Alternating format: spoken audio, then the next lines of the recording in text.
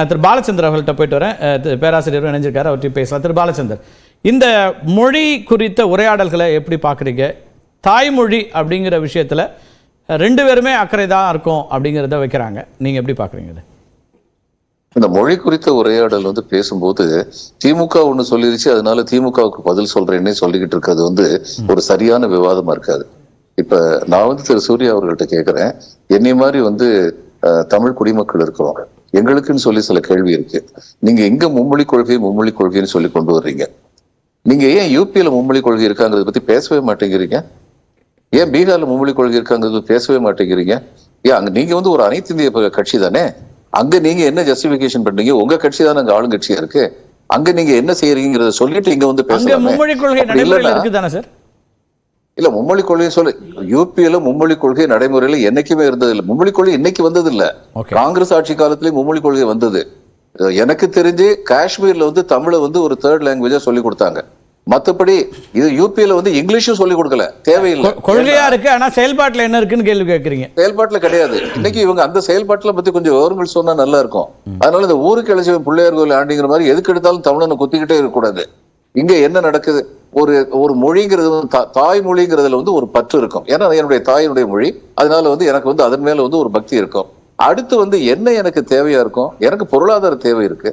என்னுடைய பொருளாதார தேவைக்கு மிக அதிகமாக உதவி செய்வது எது இப்படிங்கிறத பார்த்துட்டு தான் எனக்கு தாய்மொழி பற்றி அதிகமா இருக்குனால என்ஜினியரிங் காலேஜில் எனக்கு தாய்மொழி சொல்லிக் கொடுக்கணும்னு சொல்லலையே ஸ்டூடெண்ட்ஸ்.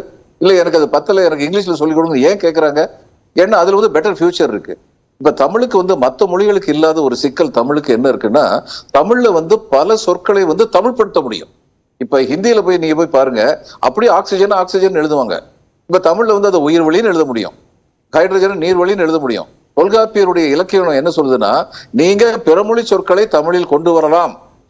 அப்படி கொண்டு வரும்போது அந்த சொற்கள் சிதையலாம், ஆனால் மொழியின் இலக்கணம் சிதையக்கூடாது அப்படிங்கிறது நம்மளுடைய தமிழ் மொழி இலக்கணம்.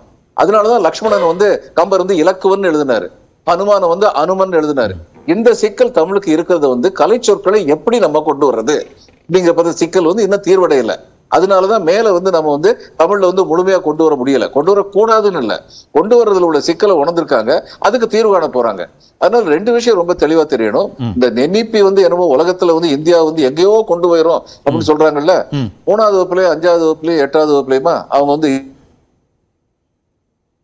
வடிகட்டுற தேர்வு வைக்க போறாங்களே. 3வது வகுப்பு படிக்கிற ஒரு பையனுக்கு ஒரு சாதாரண வறிய குடும்பத்திலிருந்து வந்திருந்தா அந்த குடும்பத்துல உள்ளவங்களுக்கு இது செய்ய முடியாது, சொல்லிக் கொடுக்க முடியாது, வீட்டுல சொல்லிக் கொடுக்க முடியாது. அப்ப அவனுடைய கல்வி திறன் ஆரம்பத்துல கொஞ்சம் குறைவா தான் இருக்கும். ஆனா போக போக அந்த கல்வி திறன் அதிகரிக்கும். ஏன்னா ஆசிரியர்கள் சுத்தி உள்ள மாணவர்களுடைய நட்பு சேர்ந்துறது, இதனால அவன் படிக்க ஆரம்பிப்பான். நான் திரும்ப திரும்ப ஒரு உதாரணத்தை சொல்றேன். நான் BSc கெமிஸ்ட்ரி படிக்கும் போது நான் இங்கிலீஷ் மீடியத்துல இருந்து வந்தேன்.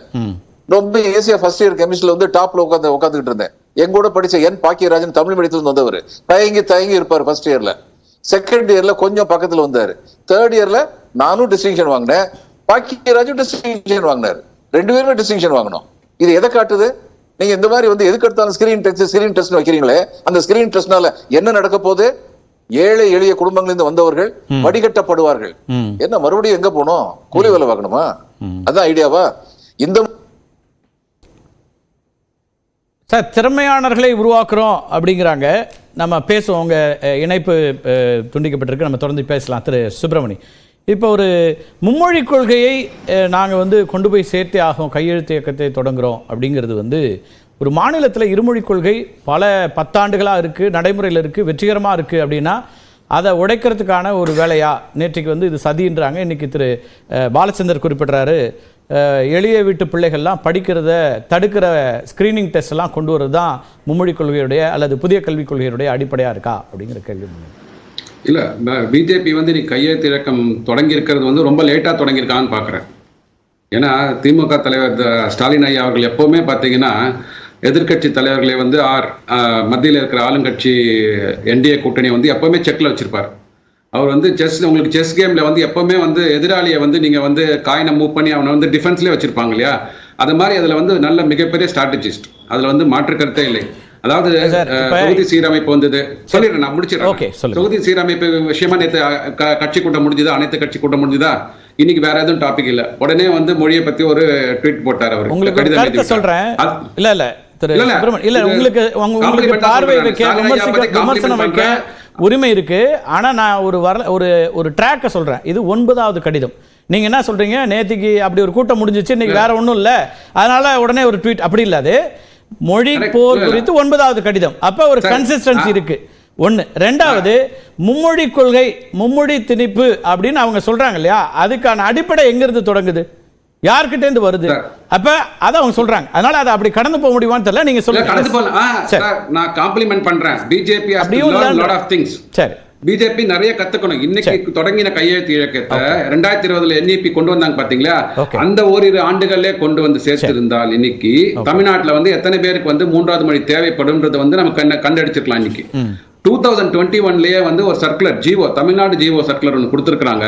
கிட்டத்தட்ட 84 லட்சம் மக்கள் லிங்குவிஸ்டிக் மைனாரிட்டிஸ், அதாவது தமிழை தாய்மொழி இல்லாதவர்கள் கத்துட்டு இருக்காங்க. அப்போ அவங்களுக்கு இன்ஃப்ராஸ்ட்ரக்சர் இல்ல கத்துக்கிறதுக்கு, அதனால அரசு முன்முயற்சி எடுத்து பண்ணணும்னு சொல்லிட்டு ஒரு சர்க்குலரே கொடுத்திருக்காங்க. சோ 11.5% நம்மளோட பாப்புலேஷன் அன்னைக்கு 2021ல, இன்னைக்கு மேல கூடி வந்திருக்கும். ஏன்னா இன்னைக்கு தேதியில பாத்தீங்கன்னா நிறைய ஒர்க்கர்ஸ் நமக்கு கிழக்கிலும் சரி வடக்கிலும் சரி தெற்குல வராங்க. வரும்போது அவர்களுக்கு அவங்களோட தாய்மொழியை 3வது மொழி, அதுதான் ரொம்ப கிளியரா சொல்றோம். நம்ம இப்ப என்னன்னா தேர்ட் லாங்குவேஜ் தான் சொல்றாங்களே தவிர ஹிந்தின்னு சொல்லவே இல்லை. 2 நேட்டிவ் லாங்குவேஜ் வச்சுக்கோங்க, 1 இங்கிலீஷ். சார், அந்த 3வது மொழி எதுக்காக சொல்லுங்களேன், அதனுடைய பயன்பாடுன்னு எதை பயன்படுத்துறீங்க, எதுக்காகன்னு சொல்றீங்க?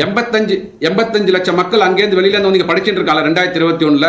சரி, அவங்களுக்கு அவங்களோட தாய்மொழி கத்துக்கணும் இல்லீங்களா? அவங்க ஊருக்கு போறான்னு வச்சுக்கோங்க, அவங்க அம்மா அப்பாட பேசணும், அவங்க சகோதர சகோதரி பேசணும், அவங்க தேவையில்லையா? 84 நீங்க சமூக நீதினு சொல்றீங்க. சமூக நீதின்றது யாரு? Abrasive people. 11% இருக்கிறவங்க இங்க லிங்குவிஸ்டிக் மைனாரிட்டியா இருக்கும்போது அவர்களுக்கு கொடுக்கணும் இல்லையா? அத மாதிரி ஏன் மற்றவர்களும் அதை கத்துக்க? அதுல இப்ப நீங்களே சொன்னதுதான், அவங்க எல்லாமே அவங்களுடைய தாய்மொழியை கற்றுக்கொண்டு இருக்கிறார்களா? ஒரு மொழி பாடமா கற்றுக்கொண்டு இருக்கிறார்கள்? அது என்ன மொழி பாடம் தேவை இருக்கிறவங்க கத்துக்கிறாங்க. ஆமா ஆமா. சார், அரசாங்கம் அனைவரோட தேவைகளை அறிந்து கொண்டுதான் பண்ண முடியும். அதாவது இப்ப ஒவ்வொரு மாநிலத்துல இப்ப எவ்வளவு மாநிலங்கள் ஏத்துக்கிறாங்க இல்லையா? எல்லா மாநிலங்களும் ஏத்துக்கிறாங்க இல்லையா? அப்படி அவசியமே இல்ல சார். இல்ல, அந்த ஆர்குமெண்ட் உத்தரப்பிரதேசம் ஏத்துக்கிச்சு, பீகார் ஏத்துக்கிச்சு, குஜராத் ஏத்துக்கிச்சு, ஏன் தமிழ்நாடு ஏத்துக்கல, ஏன் கேரளா ஏத்துக்கல நம்ம சொல்ல முடியாது. சாவர்னிட்டி இருக்கு, ஒரு மாநிலத்திற்கான உரிமை இருக்குது. மொழி கொள்கையை மாநிலம் வகுக்குது சார். கார்த்திக் செல்வன் கன்கரண்ட் லிஸ்ட்ல இருக்கும்போது 543 எம்பிக்கள் பாராளுமன்ற அப்படினா சென்ட்ரல் கவர்மெண்ட் சொல்ல முடியும்னு சொல்ல முடியாது. நீங்க சொல்லபடி வைத்தாலும் ஒத்திசைவுனா ரெண்டு பேரும் சேர்ந்து தான் முடியும். சென்ட்ரல் கவர்மெண்ட் நான் எடுத்துட்டு வந்துட்டேன் நீங்க எடுத்துட்டு போங்கன்னு சொல்ல முடியாதுல்ல. பட் மெஜாரிட்டி ப்ரிவைல்ஸ் இங்க 543 பேரும் இங்க இருக்கிற 234 அசெம்பிளி எம்எல்ஏஸ் சேர்ந்து ஒரு சட்டம் பாஸ் பண்றது முடியுமா நமக்கு? அதனால மெஜாரிட்டி இருக்குது. அதான் ஜனநாயகத்துல மெஜாரிட்டி ப்ரிவைல்ஸ். இல்ல, நான் அதெல்லாம் மறுக்கவே இல்லை. என்ன பிரச்சனைனா, இப்ப மெஜாரிட்டியா எல்லாரும் இதை தான் உண்ண வேண்டும் அப்படின்னு ஒரு இடத்துக்கு வரது நம்ம ஒத்துக்க முடியாது. அது அவரவருடைய உரிமைங்கிற மாதிரி தானே வரும். நான் அது ஒத்துக்க கண்டிப்பாக. இப்ப இதுல என்ன சிக்கல் இருக்கு? இங்க மொழிகளை கத்துக்கிட்டு இருக்காங்க ஆல்ரெடி. நீங்க ஒரு மொழியை இப்ப கூடுதல் பாடமா நீங்க இப்ப உங்களுடைய சிறப்பு பாடங்கள்லாம் இருக்குல்ல, ஐசிஎஸ்சி 10 பாடம் 10 எக்ஸாம் எழுதணும் 10ஆம் கிளாஸுக்கு, சிபிஎஸ்சி 6 எக்ஸாம் எழுத வேண்டியிருக்குன்னு நினைக்கிறேன். இதோட சேர்த்து இன்னொரு பாடம் அவங்களுக்கு ஏன் அந்த பர்டனை கொடுக்குறீங்க? சார், இப்ப தமிழக அரசாங்கம் சிபிஎஸ்சி பள்ளிக்கூடத்துல 9வது 10வது படிக்கிற மாணவர்களுக்கு தமிழை இந்த மாதிரி கொண்டு வந்திருக்கிறாங்க. அத மாதிரி தமிழ் இல்லாத இப்ப தெலுங்கு இல்ல இங்க உருது கத்துக்கிறவங்களுக்கு அவங்களுக்கு தேவையான 3வது லாங்குவேஜை வெறும் இந்த விருப்ப பாடமாக